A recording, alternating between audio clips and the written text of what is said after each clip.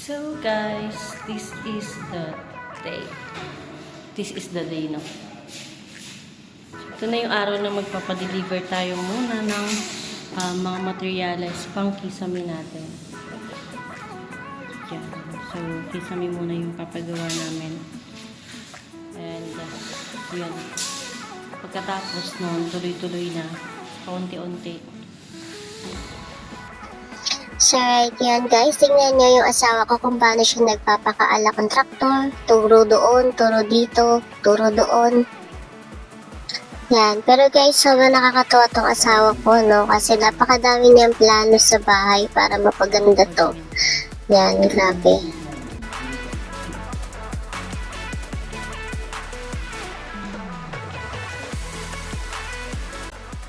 Ayan, commending pa nga siya.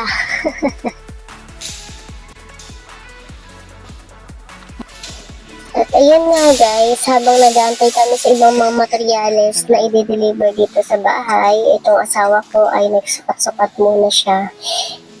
Yan, para makita kung gano'ng kahaba nga or kataas yung gagawin naming division dito sa gagawing kwarto sa bahay.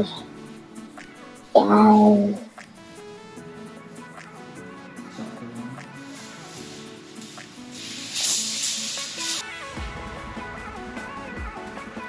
Hindi na nga, napagod magsukat-sukat. Nubos niya muna yung pinyang binili namin kanina sa labas. O, diba, sarap na sarap siya sa pinya. Hala, umikot pa.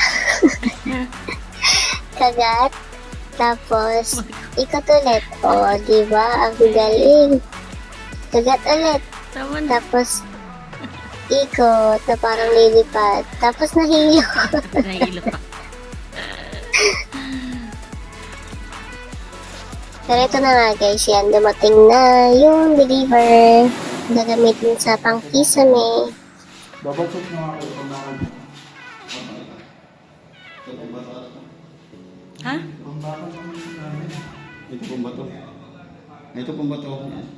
Ito pong bakal. Ito nga guys, yung diniliver sa aming bala ng barena, may mali nga kasi nga ang order namin sana ay pangbakal lahat, pero yung isang maliit lang yung pambakal, which is ang pinakakailangan talaga namin ay yung dalawang malaki talaga na pambakal.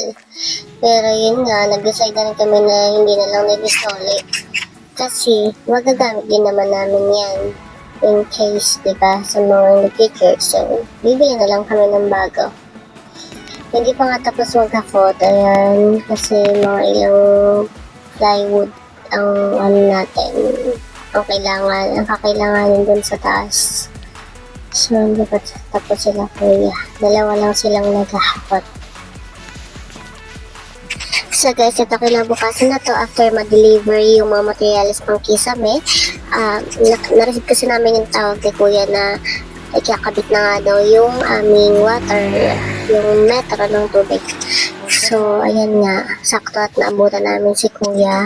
Akala namin yung pagkabit ng tubig ay diretso, yung meron siyang tubo rin na mahaba na dala. Yun pala, sa amin din pala yun.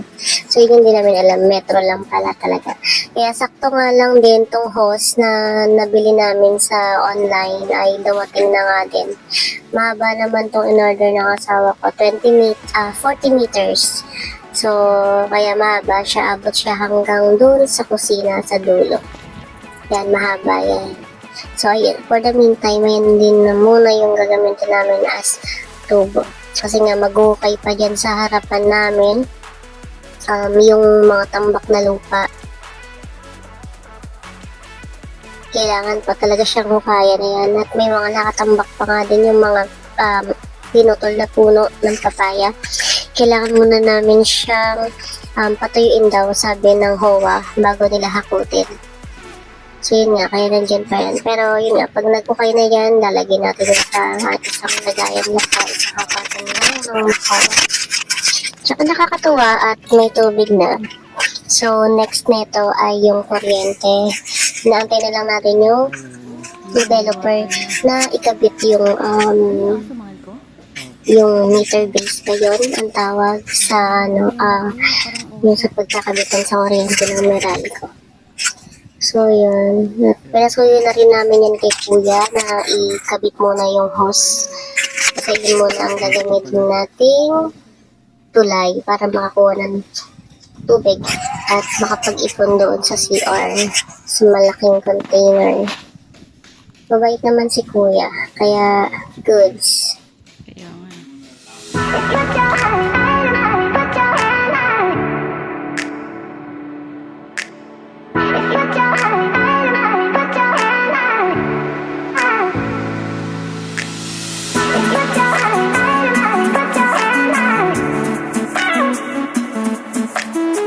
It's